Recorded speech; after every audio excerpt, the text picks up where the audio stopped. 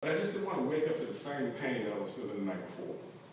And so when he gave me this $2 to go to the Covenant House, I didn't know what to do. I said, well, I got $2. I don't have any other money.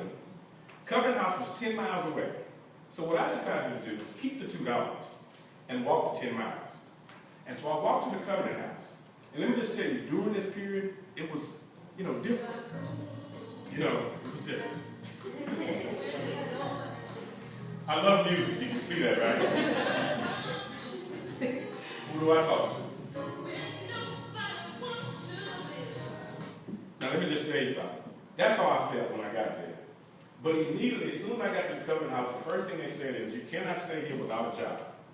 So I'm thinking, wow, I don't have a job. I'm already homeless, so you're kicking me back on the street.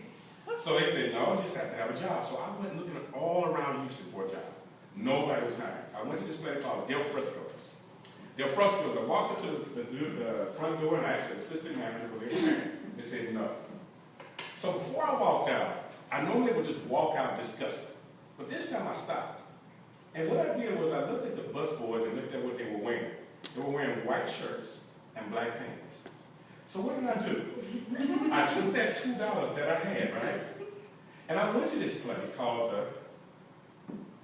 first of all, that's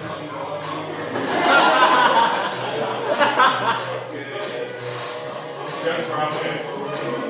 I went to the thrift shop. I took those $2 to the thrift shop, and I got a shirt for 50 cents and pants for $1. The next day, I went back to Del Frisco's. As soon as the bus boys were getting ready to walk in, I walked in with them. And I told them that I was one of the newest employees. Assistant manager wasn't there, he didn't know, right?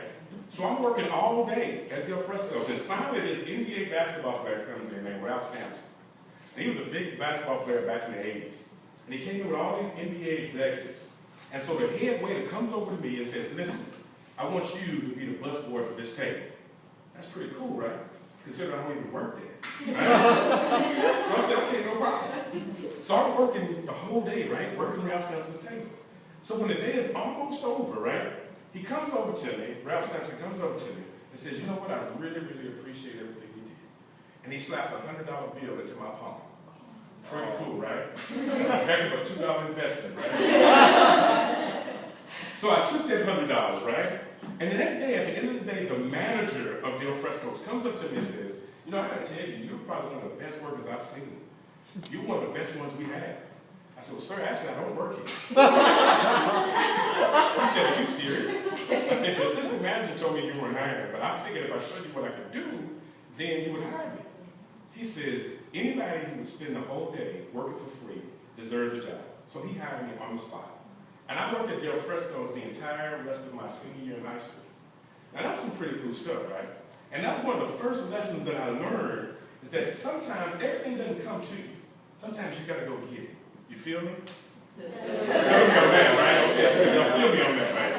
So anyway, now, I'm at the Covenant House. I got a job, right? I'm having a, I'm not saying I'm enjoying life because I miss my family. But all of a sudden, now it's time to think about college. And I'm saying to myself, I was playing football, I was a star football player, but really college was not in the plans for me. And honestly, when I graduated high school, people won't believe this, but there were 720 people in my class, and I graduated number 27. And all my classmates and all my teammates thought I cheated, didn't know how I did it or whatever like that. But what they didn't know, when I was homeless, I spent a lot of time at the library. And while I was there, I had a lot of time to study. Now, when I went to school, I was a class clown. No studying whatsoever. So that's why nobody believed it. So finally, I graduated, and one of the coaches said, well, hey, look, do you want to go to college? I was like, no, I don't want to go to college. Then one of the coaches says, well, he probably won't make it to college anyway. Then I told him, yeah, I do want to go to college. Then I had all these naysayers, all these haters. You know what a hater is, right? Y'all feel me? Oh, yeah. Good, y'all feel me on that, right? Yeah. So I said, you know what, since I got all these haters on my team, I need to do something with this, right? So I said, well, guess what? I'm going to take the initiative and I'm going to go to college. Now, you know what? The first thing I needed to do was figure out a way to unload all those burdens. Because I had a lot of pain from growing up. And I was thinking to myself, I blame everything on my dad. Everything. If I made an F in a class, guess what? It was his fault. If my girlfriend left me, guess what? It was his fault. Even though he had nothing else to do with it, right? So the first thing I did was unloading my burdens, right? and I unleashed that beast that I had inside me, that genius that I had.